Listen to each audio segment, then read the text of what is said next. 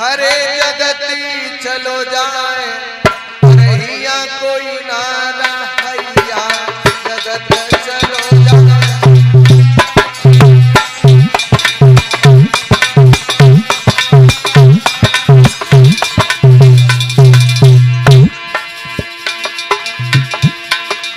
कोई ना रहिया अरे कोई ना रहिया जगत चलो जाए या कोई ना रहिया जगत चलो जाए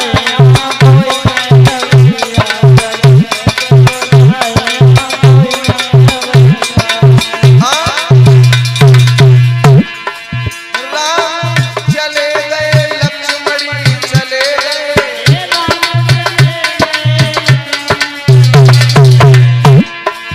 राम चले गए लक्ष्मणी चले गए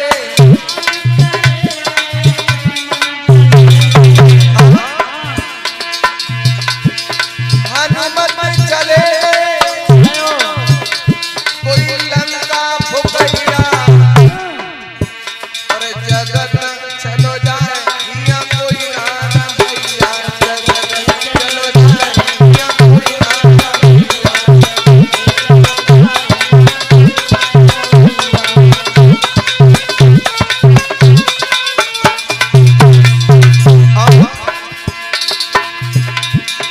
ब्रह्मा चले गए विष्णु चले गए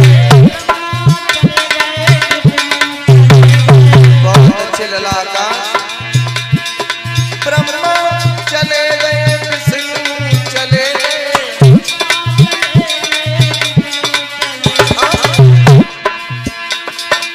शंकर चले गए कोई विष के प्रिया और जगत चलो जाए या कोई ना रहिया जगत चलो जाए। लला सिद्धू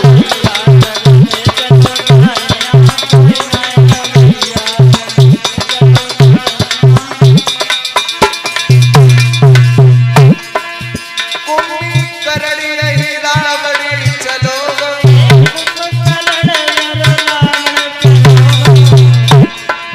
सतयुग द्वापर त्रेता चलो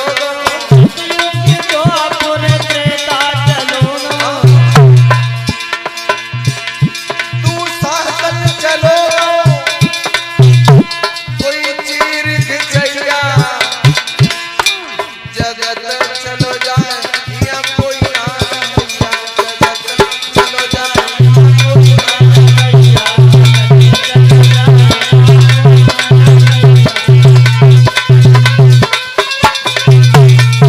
बोलिए गोविंद भगवान। तो प्यारे आया है सो जाएगा राजा रंग फकीर कोई सिंहासन चढ़ चला कोई बंधा जात जंजीर। सबसे बड़ा कारण ये है आदमी यहाँ दुखी क्यों है संसार में मनुष्य यहाँ दुखी क्यों है। दुखी मनुष्य इसीलिए है कि सब कुछ यहाँ मनुष्य अपना समझ के बैठा है इस वजह से केवल परेशान है। इस संसार में जो कुछ भी है यहाँ सब कुछ मेरा है सब कुछ मेरा है और जब कुछ मेरा है नहीं तो उसको जबरदस्ती हम अपना करके बैठे हैं इसीलिए हम दुखी हैं।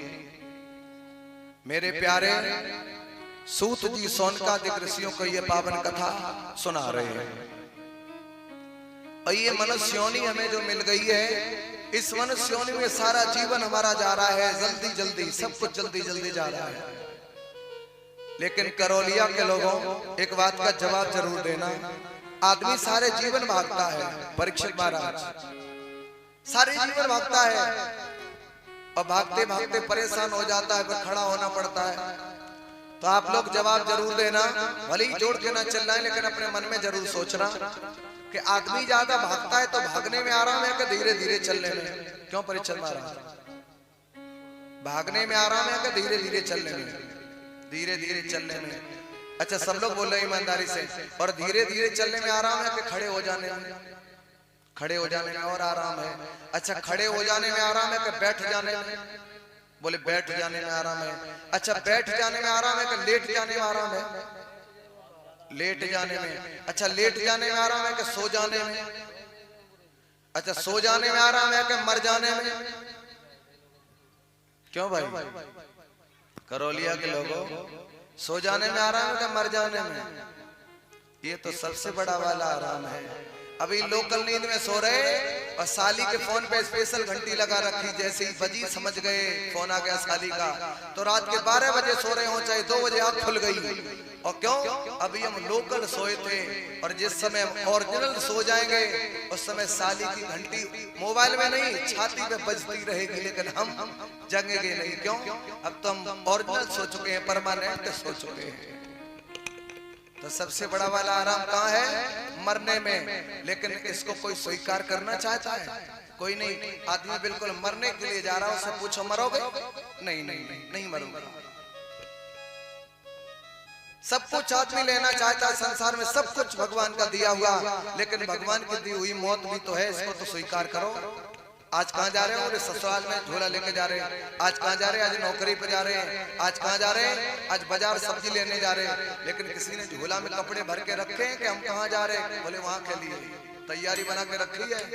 ऐसा तो बैग किसी का नहीं देखा होगा, किसी ने देखा है ना? नहीं देखा। तो सबसे बड़ा वाला संसार में अगर आराम है तो कहाँ है? वो मर जाने में है, लेकिन मरना कोई चाहता नहीं है।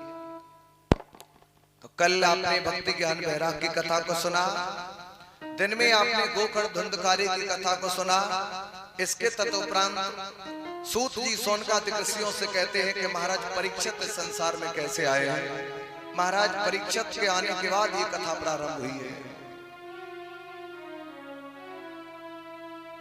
भगवान परीक्षित के आने के बाद तो सुखदेव भगवान कहते हैं, राजन परीक्षित, आप जिस कथा को श्रवण करना चाहते हो, ब्रह्मा के हुए अत्रि, अत्रि के चंद्रमा, चंद्रमा के हुए हैं बुध, बुध के हुए हैं पुरुरवा, पुरुरवा के आयु, आयु के हुए हैं नौस, नौस के हुए हैं राजा याद। और राजा याद के एक नहीं 5 पुत्र हैं, यदु, तुर्वसु, अनु, ध्रुव और पुरु। यदु को कर्नाटक महाराष्ट्र का शासन मिला जिनके यादव हुए हैं, और तुर्वसु को ईरान इराक का शासन मिला है जिनके मुसलमान हुए हैं, और अनु को उत्तर दिशा का शासन मिला जिनके मलेक्ष हुए हैं, और धुम को पूरब दिशा का शासन मिला जिनके मद्रासी हुए हैं, और पुरु को हस्तिनापुर का शासन मिला जिनके कौरव और पांडव हुए हैं। ये कौरव और पांडव कोई अलग अलग नहीं थे, ये दोनों भाई भाई थे, भाई भाई। मात्र फर्क ये था, कौरव 100 भाई थे और पांडव मात्र 5 भाई भाई, मात्र 5 भाई। 100 भाई होने के कारण पांडवों की दिनचर्या को देख करके, पांडवों को सुखी देख करके कौरव दुखी रहते थे, दुखी। और याद रखना, आज के समय में इंसान अगर दुखी है तो अपने से, अपने कारण कोई संसार में दुखी नहीं है। अगर आदमी है तो दूसरे से दुखी है। क्यों दुखी है? गांव में एक हमने देखा हाथी आया, हाथी, और हाथी जिस समय गांव में घुसा तो गांव के बड़े बड़े लोगों ने हाथी के हाथ जोड़ लिए आगे, और बोले गणेश जी आगे सबने प्रणाम किया है। तो जब देखा अपने गांव के बड़े बड़े लोग हाथी के आगे हाथ जोड़ते हैं, तो गांव के जितने कुत्ते होते वो सब हाथी के पीछे पड़े होते, देखा है ना? हो करके चिल्लाते हैं। अगर वो कुत्ता हमारी भाषा में बात करते तो हम उनसे पूछते तो एक ही जवाब देते। वो कौन सा जवाब? कि महाराज ये कुत्ता, ये जो हाथी है, इस हाथी के पीछे नहीं भौंक रहे हैं। बोले फिर क्यों भौंक रहे हो? बोले हाथी का मुझे कोई दुख नहीं। बोले दुख किसका है? बोले दुख इसका है जो हाथी के आगे हाथ जोड़े खड़े हैं, इसलिए हम पीछे पड़े हैं। तो याद रखना, जिस समय समाज में तुम्हारा सम्मान होने लगे, समाज में लोग तुम्हारे आगे हाथ जोड़े खड़े होंगे, और जितने मंद बुद्धि के मनुष्य रूपी कुत्ता होंगे वो सब तुम्हारे पीछे पड़े होंगे, चाहे बुराई के रूप में हो और चाहे वो भलाई के रूप में हो, वो सब तुम्हारे पीछे पड़े होंगे और कट मारते होंगे। ये क्या है? इसे ससुराल में पैसा मिल गया, ये बहुत गरीब था, ये है वो, दिन भर तुम्हारी बुराइयां करना, दूसरा कोई काम। तो तुम्हारे आगे जब लोग हाथ जोड़े खड़े होंगे तो सारे के सारे कुत्ते तुम्हारे पीछे पड़े होंगे, भौंकते, लेकिन कुत्ता भौंकेगा, पीछे आगे कभी नहीं आएगा ना। बुराई करने वाला कुत्ता तुम्हारे आगे आगे बुराई नहीं करेगा, जब करेगा तो पीछे करेगा। तो सामने चलने वाले इंसान, सामने की रास्ता देखता चल, पीछे देखने की तुझे जरूरत नहीं है।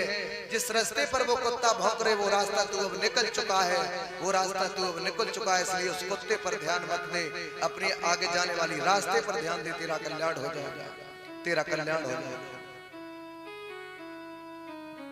तो प्यारे, हालांकि असल में हम लोगों ने इस करौलिया गांव में नहीं, जहां भी मैं कथा सुनाता हूं लोगों से पूछता हूं कि तुमने कितनी कथाएं सुनी।